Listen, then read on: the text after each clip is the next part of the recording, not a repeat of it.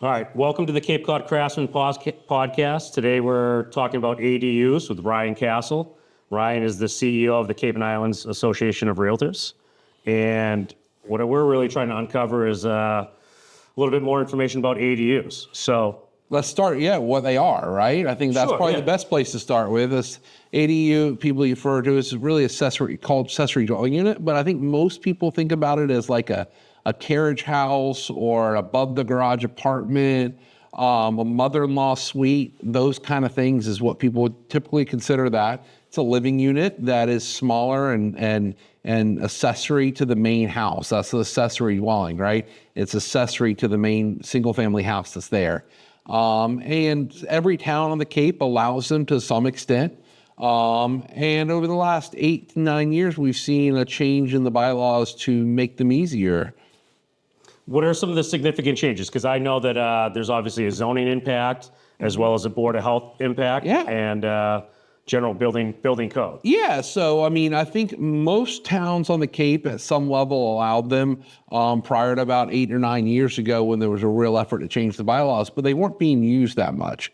And if we back up a little bit, I think if you drive down 6A on the Cape, you see a lot of houses with accessory dwellings that are grandfathered in, probably pre-zoning, right? Sure, yeah. Because it's literally the way the Cape was developed, to have multiple dwellings on a property, that kind of thing, because it was kind of designed as the caretaker's house, or other things of that nature, maybe the maid quarters, things like that, for larger estates. And then I think over the years, mother-in-law cottages, things like that. So most towns had provisions to allow for a building of an ADU, but they were either one of two ways. One, they had to be family related. Okay. The person living had to be family, or it had to be deed restricted affordable, big A, capital A, affordable housing, which may have limited what you could charge for rent, limited the income of the person, had to be income eligible to qualify.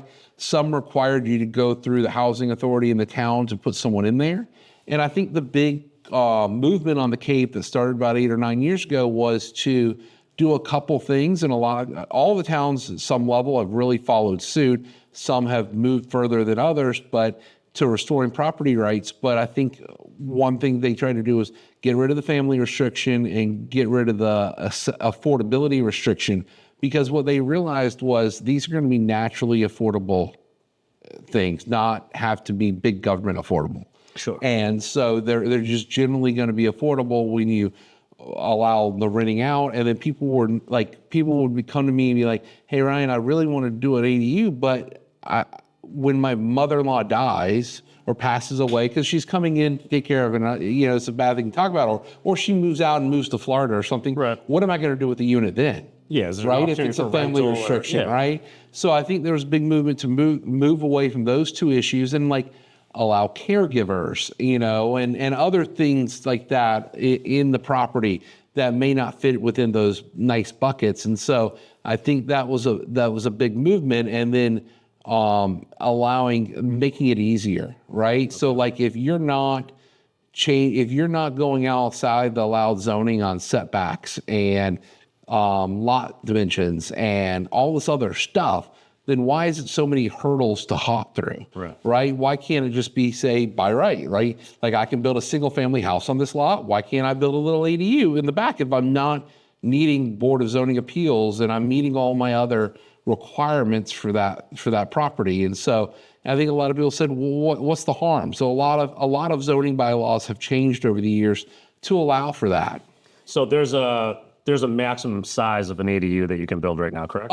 Depends what town. Every town's different. So it's town derivative? Yeah, I think the idea behind it is, for example, Barnstable, if I remember correctly, 800 is the maximum size by right. Yeah. And then if you want to go over that, you have to go Board of Zoning Appeals. Special permit. Yeah. Okay.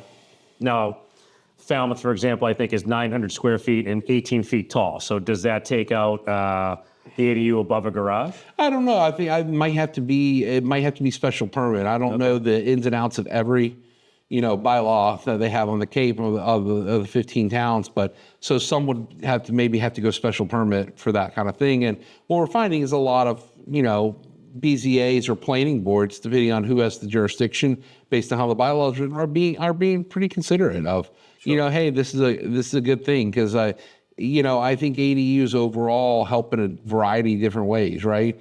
It allows perhaps the elderly owner to age in place and get some income, or potentially allows them to live in the accessory unit and rent out the main house. Right.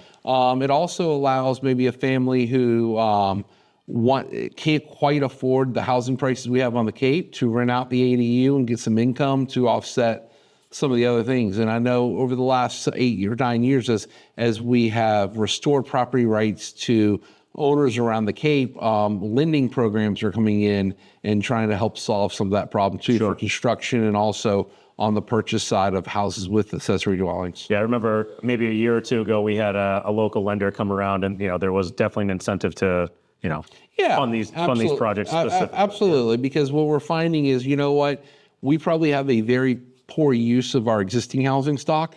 From the standpoint of, back in the 70s and 80s, what we know from data from the Cape Cod Commission is there was more people living in a house than there were now. So like maybe you had a 4-bedroom house, and the person that owned it had 3 kids, and they're all gone now, and now it's just 2 of them, or even maybe, sadly, maybe one of the spouses have passed away, and there's one person living in that 4-bedroom house. Why not convert and allow some of those bedrooms to be used, an accessory? Most accessory dwellings cap it at either 1 bedroom or 2 bedrooms. Sometimes for 2, you have to go for special permit as well. The idea is just to, allow 1 to 2, maybe 3 people with some small children living there, that kind of thing, as a way to ease some of the housing burden we have on the Cape. I remember years ago, we did a project, and there was an elderly gentleman that was living in the house, and he had a caretaker. And this is prior to the 8 or 9 years that you're talking about, and he couldn't have a stove in his portion of the house, which I thought was and quite honestly, a lot of what we're talking about from the building official side is allowing someone to put in a second stove. Right. That when you're not changing the footprint of the house, you're not even changing some of the you're not even changing the septic capacity, because septics are done by bedrooms. Correct. And so you're not even changing the bedroom count. You're literally at sometimes just asking someone to put in a stove. Right. That's the funny part of what we're kind of asking for, right? Some kitchens have 2 stoves. Yeah. You know what I mean? Yeah, exactly. And, what's interesting is, there's a land court case from years ago on Martha's Vineyard that actually said that the presence of a second stove is not a separate living unit. Okay. However, that's not precedent or anything like that. So it's interesting how different building officials interpret other stoves and stuff like that. And, second kitchen in a house, things like that. So several people have second kitchens. They may not have a stove, but they have a kitchen out by their pool or something like that. It's funny to me when towns will allow a pool house to be built, or they'll allow a detached structure, but like no one can live there. And we're like, okay, but we have a housing crisis. Right. Let's try to figure out how to solve the housing crisis. Do you find that there's any specific towns that are the most challenging with this exercise? I don't want to name names, but I think several believe that. I think the most challenging for people are the towns where over 90% of the properties are probably pre-existing non-conforming anyway. Okay, yeah. So their zoning bylaws, which of those towns are. Lot coverage. Like literally, they allow everyone that lives there lives in a house that would not be allowed under their current zoning, and yet for some reason they don't think their current zoning is a problem, right? Those are the towns that really crack me up around it. Sure. Or the ones that say, well, I want accessory dwellings and I'd love people to live there, but I don't want this. Like, so you literally are trying to carve out just the smallest little niche. And I'm like, you know what? I think here's what I say about the housing crisis we have on the Cape is we have 30 years of housing policy trying to make the Cape more affordable by regulating it more. Right. And it hasn't worked. And so let's see where we can unregulate the housing industry, bring it back to where we can actually restore property rights and make housing more affordable again. Sure. Now, do you feel like the consumer that's trying to get into the Cape buy property, or is this something that they're actively trying to pursue and find? I think what you're finding all across the country, and the Cape's no exception, especially from COVID, is more multi-generational families. Yep. I think you're definitely finding that on the Cape more and more as housing has gotten more expensive. Sure. I'm hearing a lot of stories of, say, the children are living here year-round on the Cape, the parents are, but maybe the parents want to move to Florida. Right. And but they want to have a place of their own when they come back for the summer. Right. Yep. Things like that. So maybe they're interested in ADU on the property. The kids have the main house and the parents are in the ADU or things like that. I think there's a lot of multi-generational living. I think the seasonal employment, people are thinking about how to solve that. Maybe an employer wants to build an ADU in back of his own house. Sure, right. So that he could have help company. for his summer. Right. Yeah. So I think there's a lot of different needs out there. And that's why I laugh when people try to get very much solving one need. And I'm like, no, more housing will ultimately lift all boats. Sure. Yeah. Rising tide lifts all boats, and we're not trying to get so particular and because there's so many different industries and so many different scenarios of people needing more housing on the Cape.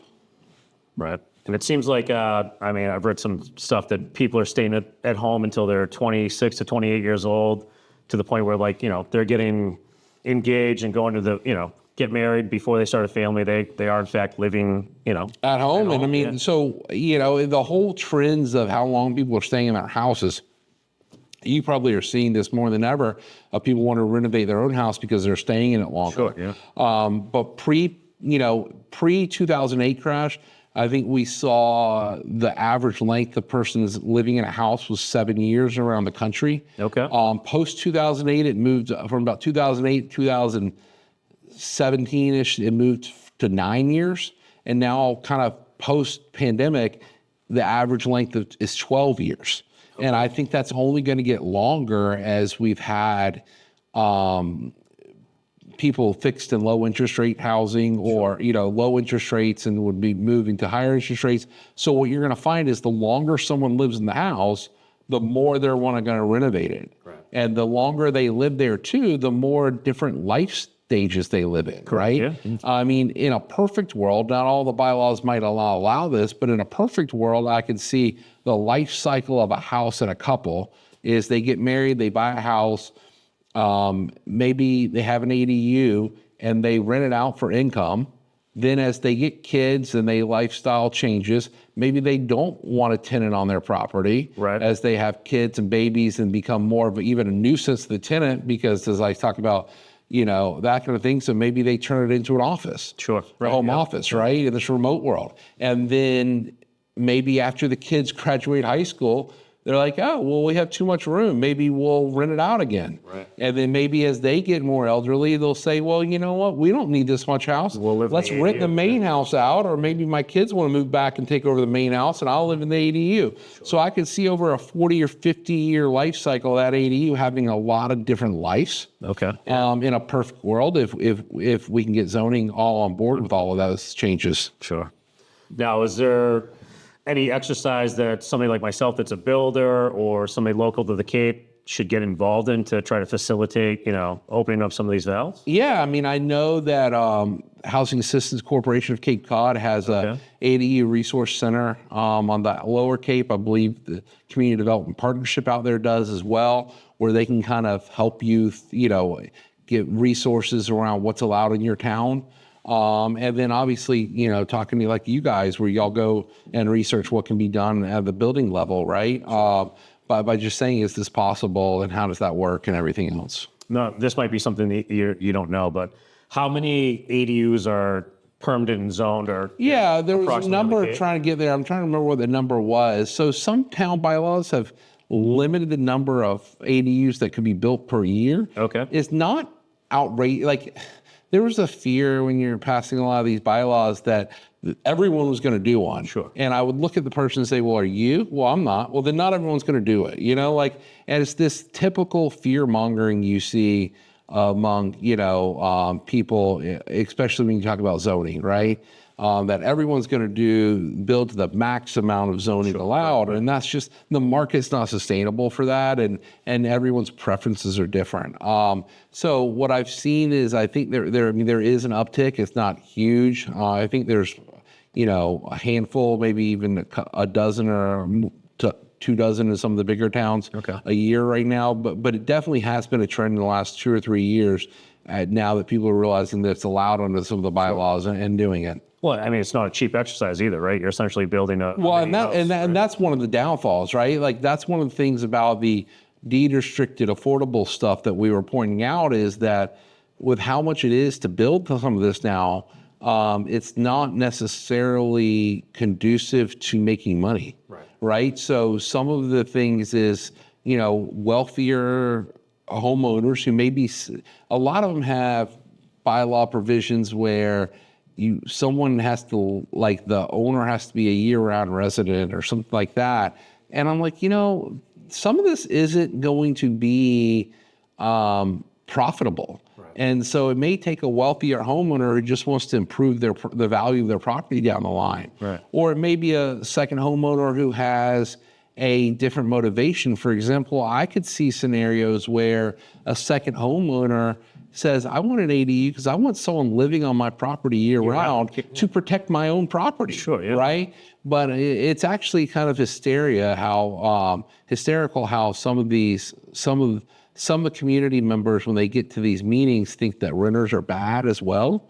And I think that's inherently a really discriminatory tactic. So I really look at how we can, look at saying, look, having someone on the property year round helps the neighborhood, right? Like maybe I rent to a landscaper who takes care of my property and plows the snow in the winter for me, and I'll give them a discount on rent, right? There's lots of different scenarios. The local economy, whether it's like local stores or groceries. I could see a lot of cool things happening, a lot of innovative things that people can't account for. Right. Now, are there any big misconceptions, like you kind of started to allude to that or falsities that you're like? Yeah, I think the biggest thing is that renters hurt neighborhoods. Okay. I think that's the big, and that renters bring violence and crime into neighborhoods. We hear that often as an opponent. Short-term rentals specifically? No, not short-term. We're talking about long-term. Long-term, okay. Short-term rentals, most of them are banned from being in the ADU. Yeah. Some allow them still in the main house, but most of the ADUs are banned because this movement wasn't around short-term rentals, right? Like, while, short-term rentals may help offset the housing affordability argument even better, right? Because if you could do an ADU and rent short-term, you may make more money to be able to afford the main house. This movement wasn't about short-term rentals. This was about providing housing for year-round Cape Codders. Which is kind of wild to me. I mean, I grew up in the Falmouth Heights section, and it was all winter rentals. Yeah. And then they would come home for the summer and, utilize their place. But while they weren't there, I think there was a large portion of that population would rent out their house for the winter to the local. Yeah, you don't see that as much now. I mean, a lot of landlord-tenant laws are kind of like forcing people not to want to do winter rentals. But that's where I could see the ADU on some of those house properties could come back in, and maybe even you let them use the main house in the winter, and then they use the ADU in the summer, right, as the long-term rental. Like I could see them humming back and forth. If the zoning bylaws allow it, but lots of different options out there. Sure. So let me ask you, if you don't mind, how do you kind of look at a house to see if an ADU can kind of put a footprint? Is that so what you're doing? Yeah, we're trying to figure out how do we get this to happen. I feel like we've had a fair share of leads in the past couple of years that's their intent is they either want to house their parents or vice versa. They want to take their adult children and be able to house them and be affordable. And there's a ton of zoning issues that we have specifically with lot coverage and then the size of these structures and the height and everything. It seems like it can be a zoning nightmare. Yeah, there's a big debate between retrofitting the existing footprint and detached. Yeah. Is there a lot of the normal Cape housing stock you've seen? Are those able to be kind of retrofitted? It's been a challenge. We've gone down a bunch of case studies, and to be honest with you, they usually don't happen. Yeah, it seems like detached and new construction would be easier and cleaner from the beginning. In new construction, we're seeing a lot more of that. But, to retrofit to make it happen has been, tough. Just that. It's real hard. Yeah. And then it's convoluted from town to town. They do have different laws, and it's almost like you have to know all the zoning components specifically to just this exercise before you really go down that path. Absolutely. And there doesn't seem to really be anybody that's an expert on it. Trying to find the information has also been pretty challenging. So once again, I want to thank Ryan Castle for taking the time on the Cape Cod Craftsman podcast, talking about ADUs today.